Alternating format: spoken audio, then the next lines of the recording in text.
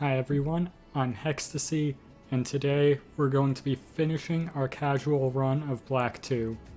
Previously, we had just beaten the final gym leader, and now we're supposed to be heading down to Route 21 to start the final battle with Team Plasma. Except there's a giant slab of lasagna in the way, and we have to go back to town up through Route 22 so we can talk to Colress and receive a machine to awaken the slab of sentient lasagna, who we can catch and fittingly name Lasagna.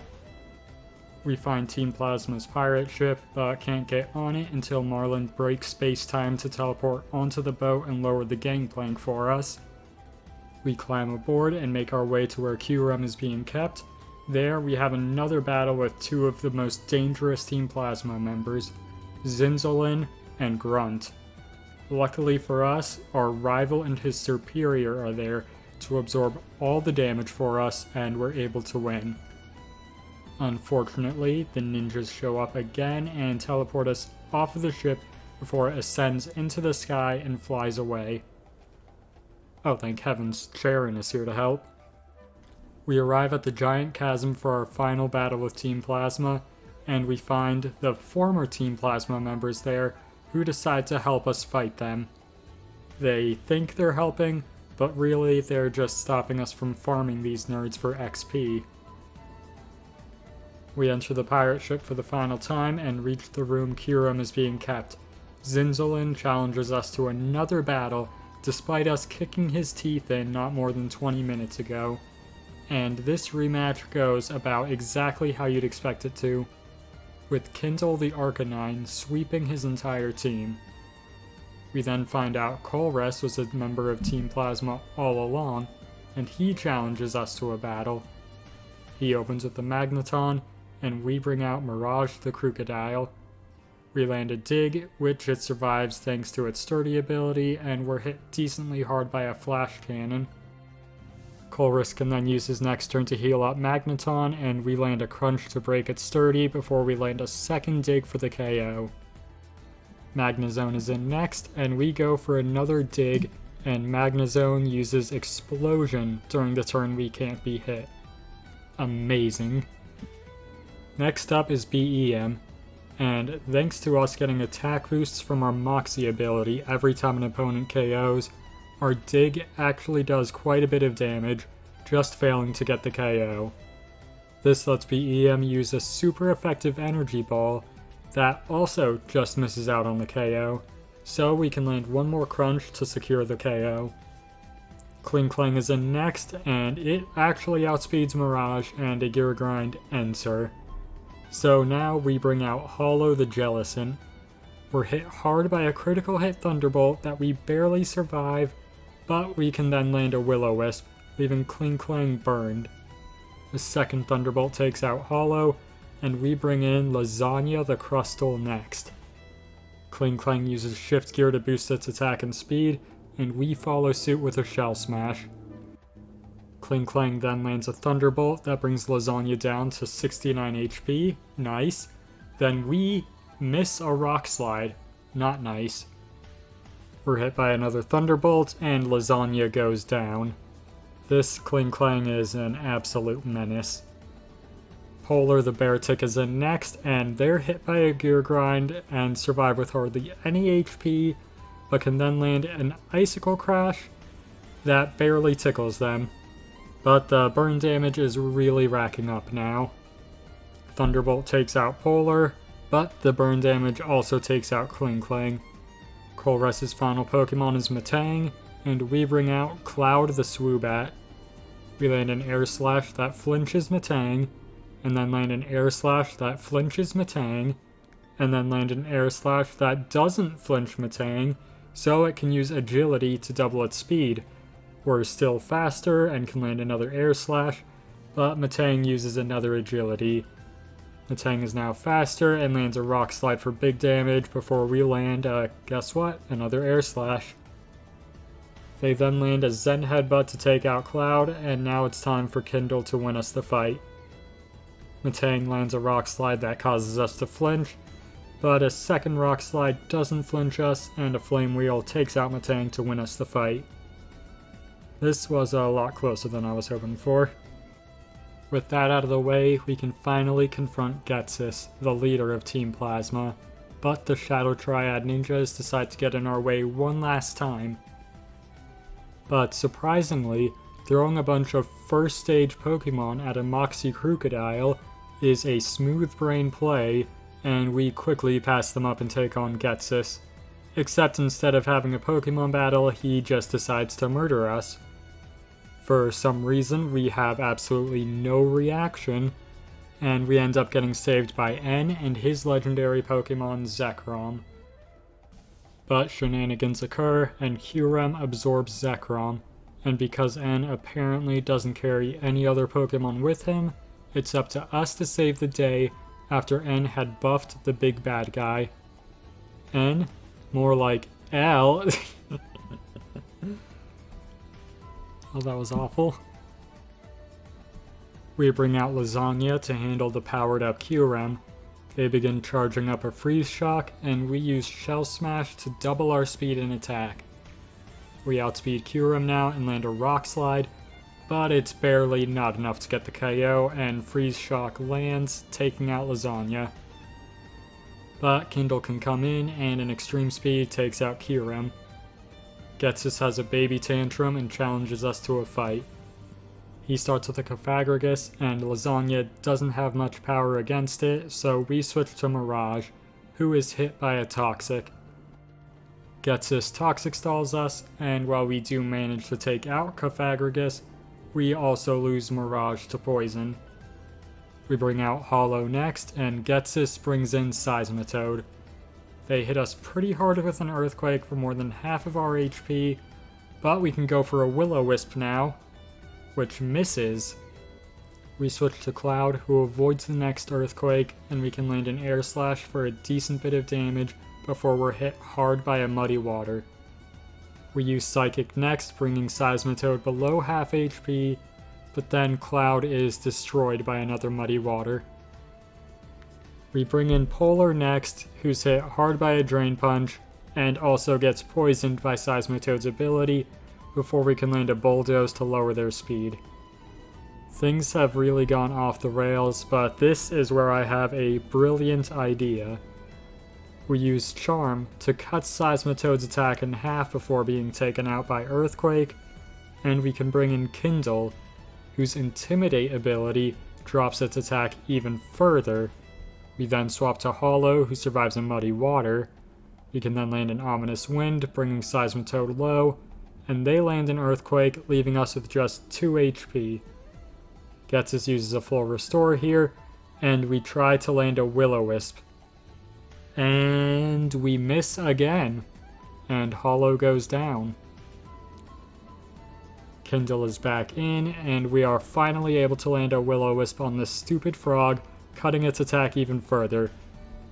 I'm thinking we just need to let Kindle go down, and then we can bring in Lasagna to set up and sweep since Seismitoad's attack is so low. But then it uses the specially offensive Muddy Water. I don't know how that slipped my mind, but we survive, and knowing this plan won't work, we just use Extreme Speed to take out Seismitoad. Drapion is in next, and we try for a Will-O-Wisp, and it misses. Kindle goes down, and Lasagna is in a 4v1 situation. We try to go for a setup sweep, but Drapion is able to take out Lasagna. Did we just lose here? Well, not necessarily, because I still have one more trick up my sleeve. The Soft Reset. It's back to the Kyurem fight, and this time they open with a Slash that barely hurts us, and we get our Shell Smash set up. Rock Slide still doesn't KO, and we're hit by a Dragon Breath that paralyzes us. But they charge up a Freeze Shock on the next turn, and one more Rock Slide wins the fight. The opening for the Getsis fight is the same, but instead of letting Mirage die, we switch to Hollow while Cofagrigus protects. We then land an Ominous Wind for the KO, and get the 10% chance to boost all of our stats. Electros comes in next, and our Will-O-Wisp actually lands this time to burn Electros. But it then lands a critical hit Thunderbolt for the KO. Mirage is back in, and we land a hard crunch before tanking a Flamethrower. Getsus uses a full restore, but our next crunch is a critical hit that nearly takes out Electros. One more crunch nets the KO, and we survive the poison damage off of just 3 HP. Seismitoad comes in next, and we hit a crunch to take out 3/4 of its HP, but a Muddy Water takes out Mirage. Cloud comes in next, and a Psychic takes out the Frog, and then he brings in another Frog that also gets decimated by Psychic. Getsus brings out his Hydreigon afterwards, and after taking an Air Slash, it beats Cloud with a Rock Slide.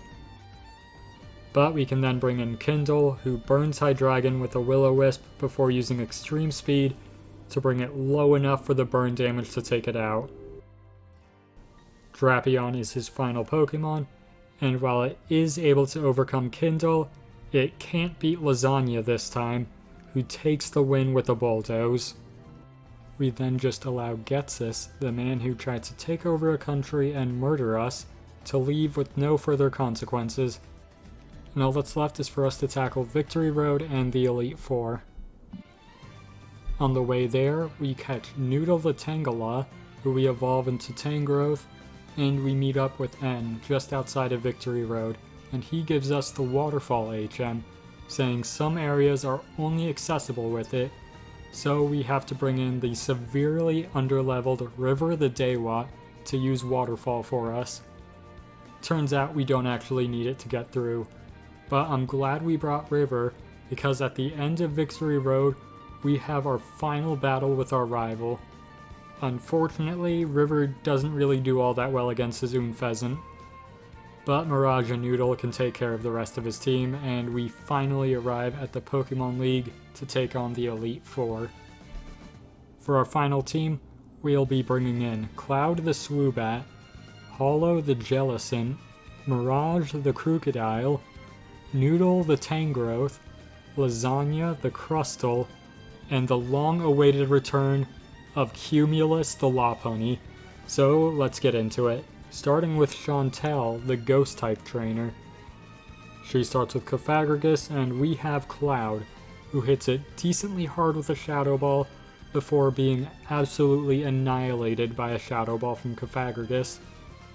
But that's okay, because Mirage comes in to get the KO with the Crunch and get the Moxie attack boost. Oh right, Cofagrigus' ability stops that. Well, Chandelure is in next, and a single Earthquake takes them out. And after that, she brings out Golurk, who survives a Crunch before landing a hard Brick Break. Chantel heals Golurk, but it doesn't help, and Golurk goes down before it can land any more moves. All she has left is Drifblim, but it goes down to a single Crunch to win us the first fight. Next up, we're against Grimsley, the Dark Trainer. He starts with Liepard, and we bring out Lasagna. We're hit by a Fake Out and a Night Slash before we can set up a Shell Smash. And unfortunately, we are still outsped and take quite a bit of damage from Night Slash, but then an X-Scissor takes it out. Scrafty comes in next, and X-Scissor doesn't KO, so a Crunch takes out Lasagna. We bring in Cumulus, and a Jump Kick takes out Scrafty, so Grimsley sends out his own Crocodile next. This one has the Intimidate ability to lower our attack. So we swap to Noodle on an Earthquake, and then hits us with a Crunch to bring us close to half HP, and we nearly take them out with an Energy Ball. Grimsley heals, but a second Energy Ball takes out Crocodile anyways. All that's left is Bisharp, and we hit it with an Energy Ball, which lowers their special defense. This activates their Defiant ability to double their attack, and an X-Scissor defeats Noodle. But Cumulus can come back in, and another Jump Kick takes them out to win the fight. Thirdly, we'll be facing Caitlyn, the Psychic Trainer. She starts with Musharna, and we bring out Lasagna. We use Shell Smash before being hit by a Yawn, and we'll be falling asleep next turn. We get one more Shell Smash off, and Musharna uses Reflect to cut any physical damage their team takes in half. Crustle falls asleep, but thanks to our Chesto Berry, we immediately wake up.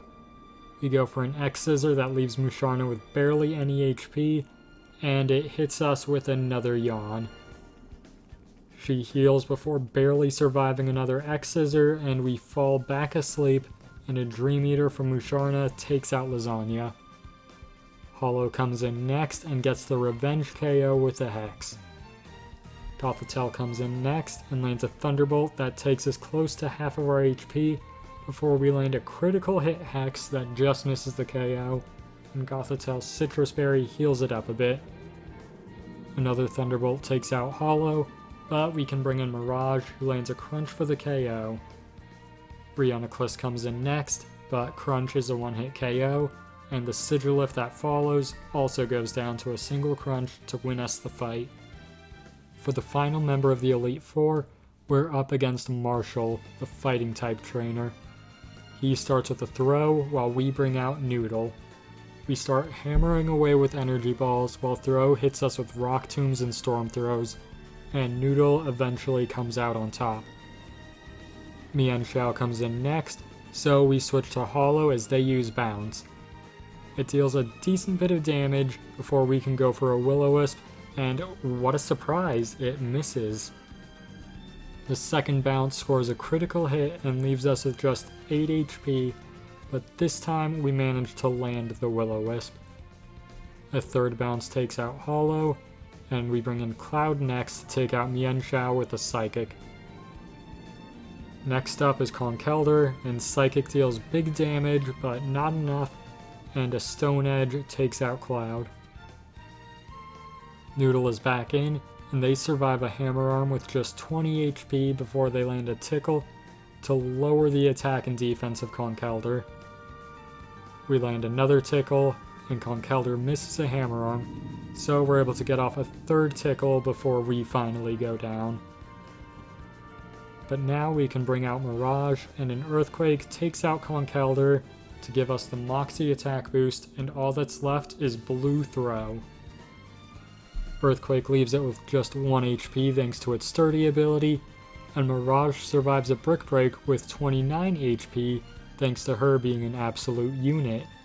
We know they'll heal next turn, so we use Retaliate to break the Sturdy, and one more Earthquake wins the fight, and all that's left to fight is Iris, the champion. Iris starts with Hydreigon, and we bring in Hollow. Dragon Pulse deals a decent amount of damage, and we retaliate with an Ice Beam, boosted by the Ice Gem we're holding. This leaves Hydreigon in poor shape. We can survive one more Dragon Pulse, and then another Ice Beam takes them out. Lapras comes in next, so we switch to Mirage as they use Thunderbolt, which we're immune to. We land an Earthquake for big damage before being hit just as hard by an Ice Beam.